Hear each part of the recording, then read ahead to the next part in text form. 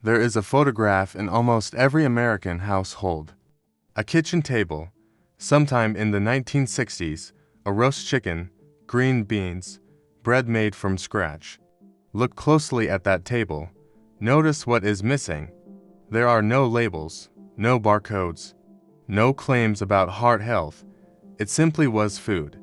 Now, walk into your kitchen and pick up any packaged item. Do not read the front.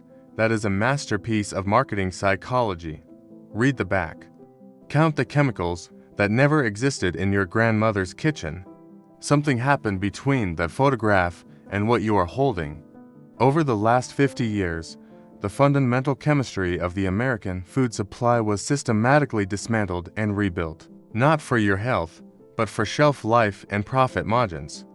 We are living inside the largest unannounced biological experiment in human history. And I need to tell you something that changes everything. Cancer, for most of us, is not a genetic destiny. It is a metabolic response.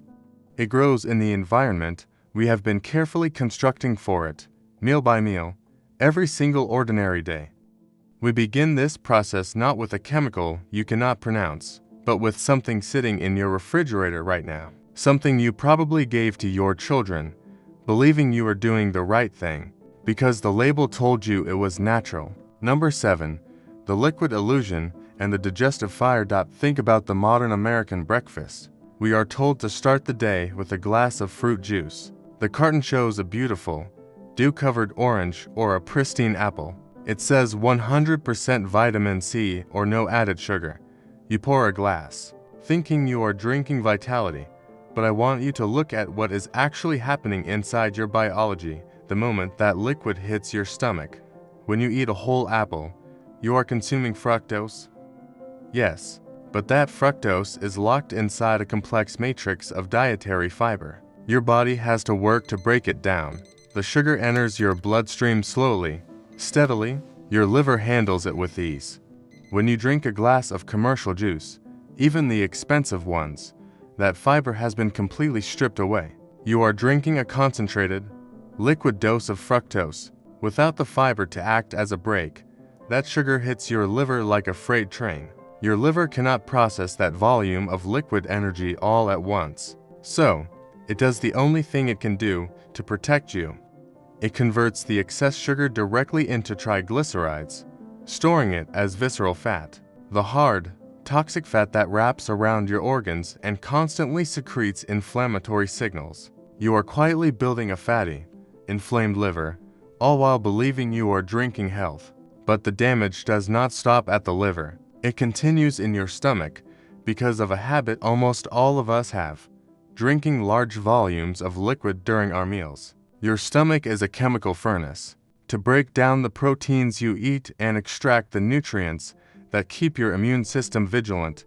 It produces hydrochloric acid. It is a highly acidic environment designed to melt food and destroy invading bacteria. When you drink a large glass of juice, or even a massive tumbler of ice water, right in the middle of your lunch, you are throwing a bucket of cold water into that furnace. You dilute your stomach acid.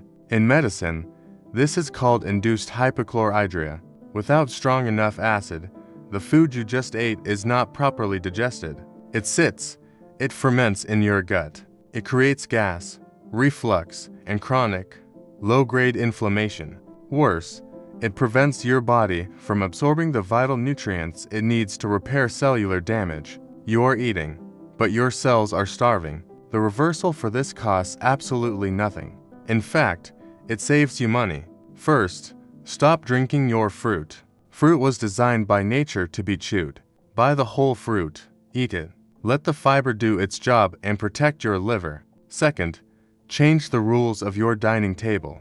Stop drinking large volumes of liquid while you eat. Drink your water 30 minutes before your meal, or an hour after. Let the furnace of your stomach burn hot. Let your body extract every single nutrient from the food you bought. It is a small, quiet change, but over a decade, it fundamentally alters the inflammatory baseline of your entire digestive tract. Now, we move to the pantry, to the boxes that sit on the shelf for months without ever going bad.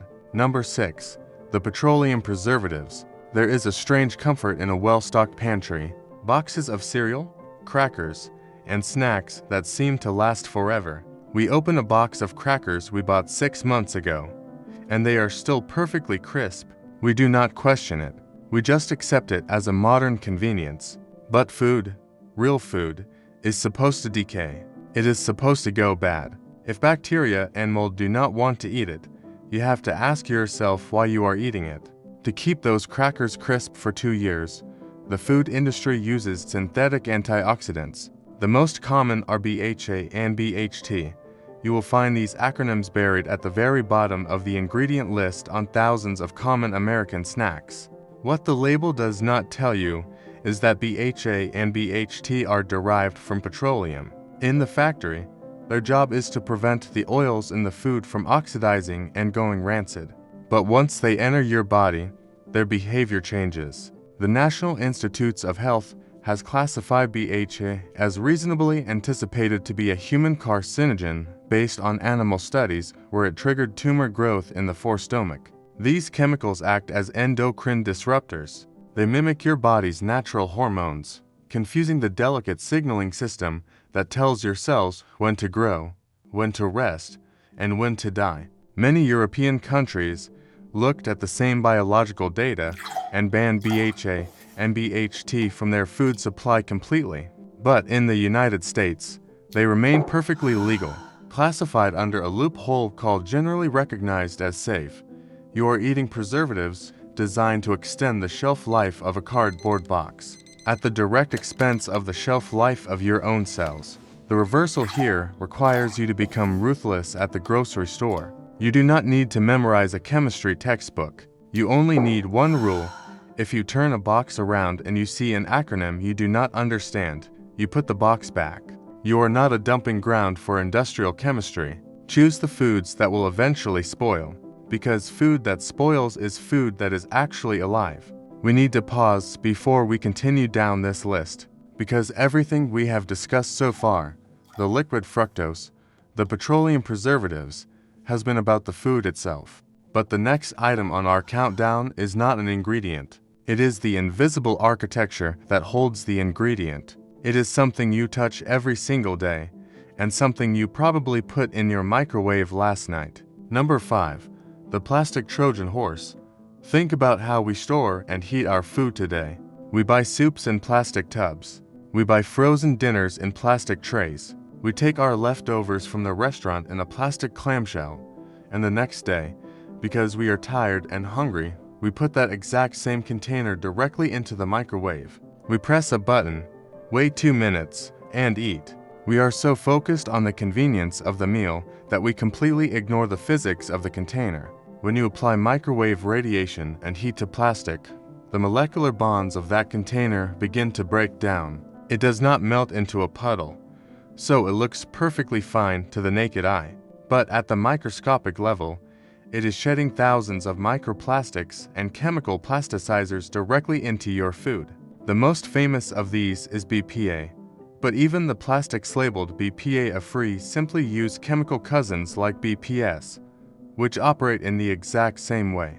When you eat that heated meal, you are swallowing endocrine disruptors. Inside your body, these chemicals are structural imposters. They mimic the shape of your natural hormones, particularly estrogen. They travel through your bloodstream and lock into the hormone receptors on your cells. For anyone over 50, this is a biological disaster. Your hormone levels are already naturally shifting, and your cellular defense systems are trying to maintain a delicate balance.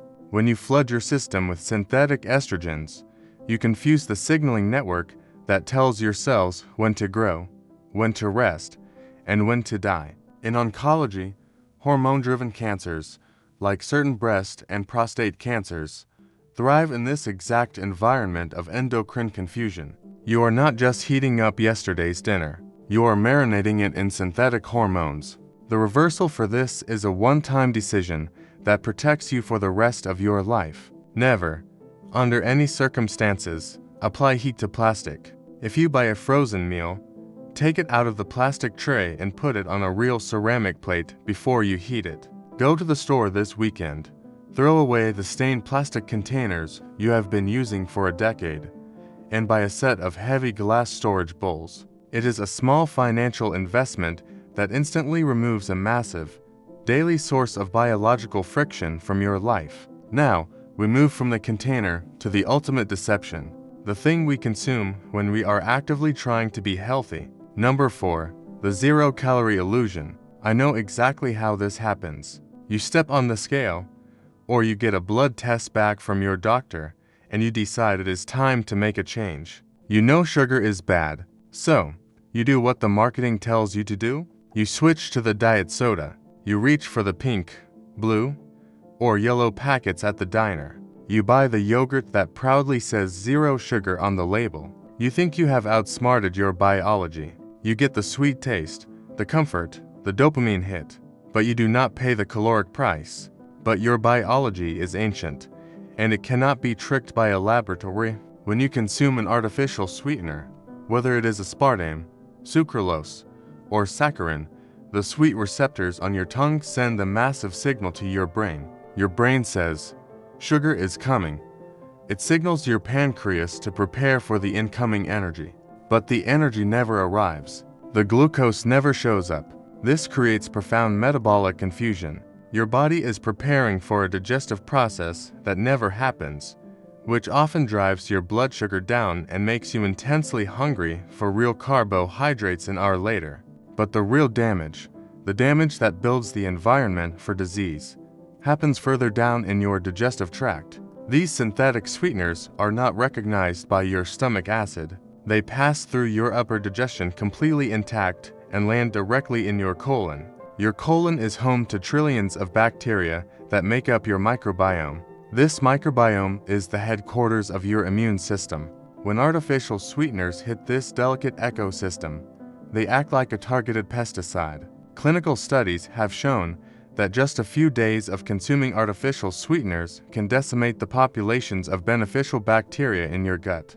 When the good bacteria die, the bad bacteria overgrow. The protective mucus lining of your intestine weakens. Systemic inflammation rises. You compromise the very immune system you rely on to hunt down and destroy mutated cells.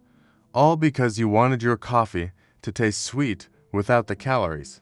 The reversal requires you to stop negotiating with your sweet tooth. Stop trying to trick your body with synthetic chemistry. If you want something sweet, use a very small amount of real, raw honey or pure maple syrup. Your body knows exactly how to process them. Better yet, give your palate 2 weeks to reset. Drink your coffee black or with a splash of heavy cream. Drink sparkling water with a squeeze of real lemon. When you stop bombarding your tongue with industrial sweetness, you will suddenly discover that real food has flavors you haven't actually tasted in decades. We are entering the final 3. The items we are about to discuss are not occasional treats. They are the invisible infrastructure of the modern American diet. They are engineered into almost everything you eat, without your knowledge and without your consent. Number 3. The liquid anchor. When we talk about sugar, most people picture the white crystals in the sugar bowl on their grandmother's table. If that were the only sugar we consumed, we would not be having this conversation. But in the late 1970s, the food industry discovered a way to extract a liquid sweetener from corn that was cheaper, sweeter, and easier to blend into processed foods than natural sugar. High fructose corn syrup.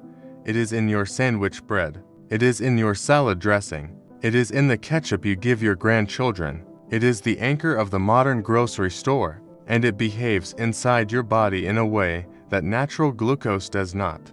When you consume glucose, every cell in your body can use it for immediate energy. Your muscles absorb it. Your brain runs on it.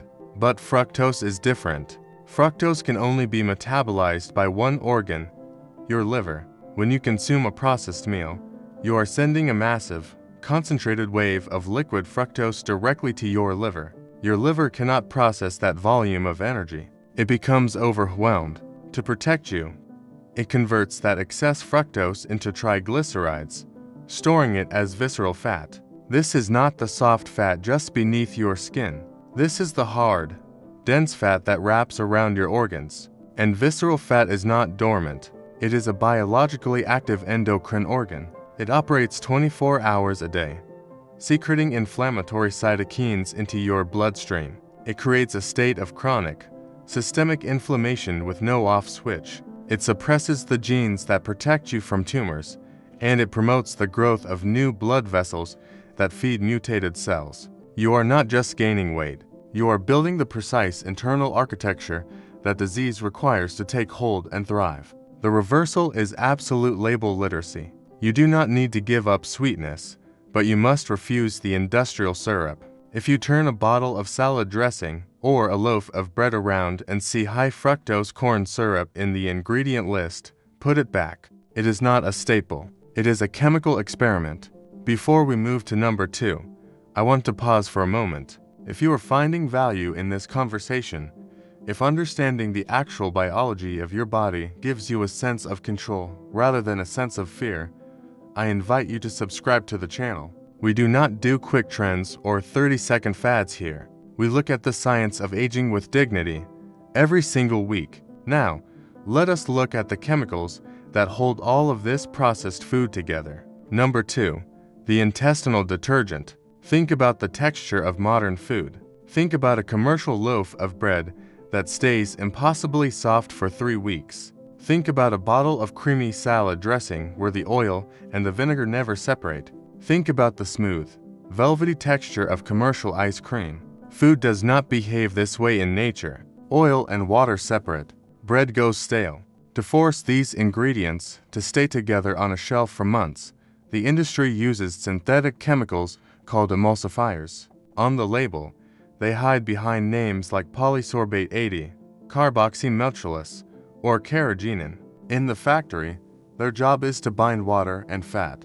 But inside your body, their function is something else entirely. Your gut is not just a digestive tube. It is the headquarters of your immune system, and protecting that headquarters is a delicate layer of mucus, just a few millimeters thick. It is the only physical barrier standing between the trillions of bacteria in your colon and your bloodstream. When you consume industrial emulsifiers, they act on that protective mucus exactly like dish soap acts on a greasy pan.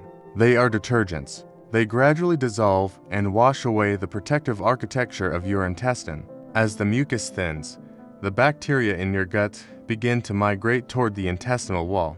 Your immune system detects the breach and launches a massive inflammatory response. If you eat processed food every day, that inflammatory response becomes permanent. Your immune system is perpetually deployed to your gut wall, fighting a war you do not even know is happening. And an immune system that is permanently occupied in the gut has a dramatically reduced capacity to patrol your bloodstream for abnormal, mutated cells. You are distracting your own defense grid. The reversal is a return to the natural laws of food. Buy food that separates. Buy the peanut butter where the oil sits on top, and stir it yourself. Buy the bread from a local bakery that goes hard in 3 days. The inconvenience of stirring your food or freezing your bread is the exact price of keeping your intestinal barrier intact. Pay it gladly. We have reached the final item on our list. Number 1. Everything we have discussed so far, the liquid fructose, the synthetic preservatives, the plastic containers, the artificial sweeteners, these are modern inventions. But the item at the top of this list is different. It is the foundation of almost every meal cooked in America today. It is sitting next to your stove right now, likely in a clear plastic bottle, with a label that proudly calls it heart healthy. Number 1. The oxidative fire of refined seed oils. In the late 1960s and 1970s, the American public was told that traditional, saturated fats like butter, lard, and tallow were the enemy of the human heart. In their place, the food industry introduced refined vegetable oils, canola, soybean, sunflower, and corn oil. We were told this was a triumph of modern food science. What we were not told is how these oils are made, and more importantly, how they behave when they get hot. Refined seed oils are extracted using industrial solvents like hexane. They are bleached and deodorized at extreme temperatures just to make them fit for human consumption. But the real biological damage does not happen in the factory. It happens in your kitchen, the moment you turn on the stove. Refined seed oils are primarily composed of polyunsaturated fatty acids. At a molecular level, these fats are highly unstable. They have multiple reactive double bonds that break apart violently when exposed to heat and oxygen.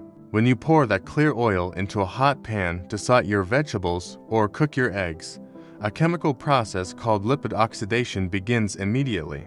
The oil rapidly degrades and generates highly toxic compounds called reactive aldehydes. The most studied of these is malondialdehyde. When you eat the food cooked in that oil, you are absorbing those aldehydes directly into your bloodstream. Inside your body, these compounds act like microscopic shrapnel. They cause massive oxidative stress. But more importantly, they are highly mutagenic. They physically bind to the proteins in your cells and to your DNA itself, creating structural damage known as DNA adducts. Think of your DNA as a massive, complex instruction manual for how your cells should behave, how they should grow, and when they should die. When reactive aldehydes bind to that DNA, it is like spilling black ink across critical pages of that manual. The instructions become unreadable. In your 20s, your cellular repair enzymes could read around the ink. They could fix the damage almost as fast as you caused it. But after 50, those repair mechanisms slow down. The oxidative damage begins to outpace your body's ability to clean it up. The errors accumulate, and a cell with damaged, unreadable DNA that continues to replicate is the exact biological definition of cancer. We traded the stable, traditional fats of our grandparents for an industrial chemical experiment that actively mutates our cells every time we make dinner. The reversal for this is the single most powerful change you can make in your home, and it requires absolutely no sacrifice in flavor. In fact, your food is about to taste much better. Walk into your kitchen today, take the clear plastic bottles of canola oil, soybean oil, and generic vegetable oil, and throw them in the trash. Do not finish them, do not donate them, throw them away. Replace them with the fats that human biology actually recognizes. For low and medium heat cooking, or for dressing salads, use high-quality, cold-pressed extra virgin olive oil. It is packed with natural antioxidants that protect it from breaking down. For high-heat cooking, searing, or baking, return to the fats our ancestors used. Use real butter, use ghee, use coconut oil or beef tallow. These traditional fats are highly saturated, which means their molecular structure is stable. They do not break apart and form toxic aldehydes when you heat them. They do not cause oxidative stress in your bloodstream. They simply provide clean, recognizable energy to your cells. You are not just changing your cooking oil. You are extinguishing a chronic, invisible fire that has been burning inside your biology for decades. We have reached the end of the list. 7 items, 7 specific, mechanistic, scientifically documented ways that the ordinary rhythms of modern American life create the internal environment where disease takes root. If you are still here with me at this exact moment, I want to pause and acknowledge something important. It takes a very specific kind of courage to look at these truths without looking away. Most people prefer the warm, dangerous comfort of ignorance. Most people will click away when the truth gets uncomfortable. But you stayed. You are here because you refuse to be a passive passenger in your own aging process. I know what might be sitting quietly in the back of your mind right now. If you are over 50 and you have just spent this time understanding what liquid fructose, synthetic preservatives, endocrine-disrupting plastics, artificial sweeteners, industrial emulsifiers, and the oxidative fire of refined seed oils actually do at the cellular level, a very reasonable response is to feel the weight of time, to look back at the years before you understood any of this, to think about the meals you cooked for your family, the conveniences you relied on, and the decades of invisible friction you unknowingly subjected your body to. You might be feeling something close to grief, or a fatalistic sense that the damage is already done. That is the biggest, most destructive lie of modern aging. The human body is not an accounting ledger that carries every past insult as a permanent, irreversible entry in a column of debt. It is not a fragile, mechanical machine that simply wears out and waits to break. It is a living, dynamic, incredibly intelligent ecosystem with one fundamental, non-negotiable drive: to return to equilibrium. It is constantly, desperately trying to heal itself. Your liver, even after years of processing industrial syrups, can regenerate the majority of its cells when given the right environment. Your gut lining, even after being washed with synthetic emulsifiers, can renew its protective mucus barrier in a matter of days. Your immune system recalibrates its surveillance capacity continuously. The question is never whether your body wants to heal. It always does. The question is whether you are going to keep obstructing it, or step aside and let it work. The multi-billion-dollar wellness industry has built its entire economic model on a false premise. They want to convince you that health is something you have to purchase: a new miracle supplement, a complex capsule, a subscription program, or a piece of expensive equipment. They want to sell you additions. But true, lasting health after 50 is not about addition. It is about subtraction. It is about removing the biological friction. When you subtract the toxins, your body's natural intelligence takes over. When we live in a state of chronic inflammation, fed by the chemicals in our pantry and the plastics in our microwave, our immune system gets distracted.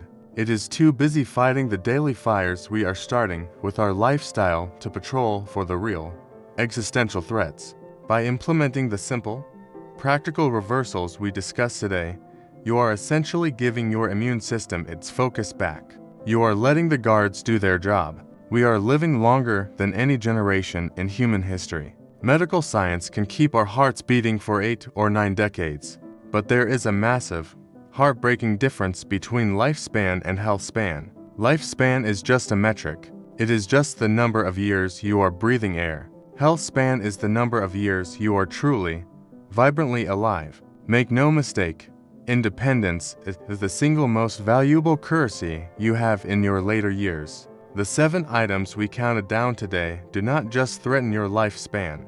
They actively, aggressively destroy your health span. You do not need to overhaul your entire life by tomorrow morning. That is a recipe for burnout. Real, permanent transformation happens in the quiet micro-choices you make every single day. It is the choice to eat the whole fruit instead of drinking the juice. It is the choice to throw away the stained plastic containers and invest in glass. It is the choice to read the back of the box and put it back on the shelf if you see an acronym you do not understand. It is the choice to cook your eggs in real butter instead of industrial seed oil. These choices seem insignificant in the moment. They are quiet.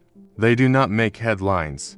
But over a month, over a year, over a decade, they compound. They build the fortress. They create a biological environment where disease simply cannot find a place to anchor. You came here looking for clarity in a landscape of noise. I hope what you found was something more useful than a list of things to fear. I hope you found the specific, mechanistic understanding that gives you genuine agency over the internal environment of your own body.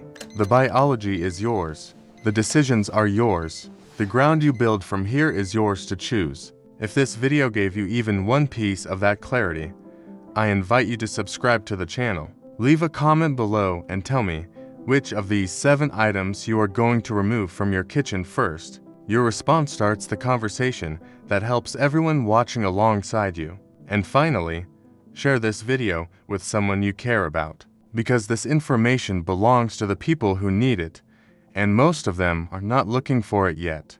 Be the reason someone in your life starts looking. Thank you for the courage it takes to look at these truths. I will see you in the next video.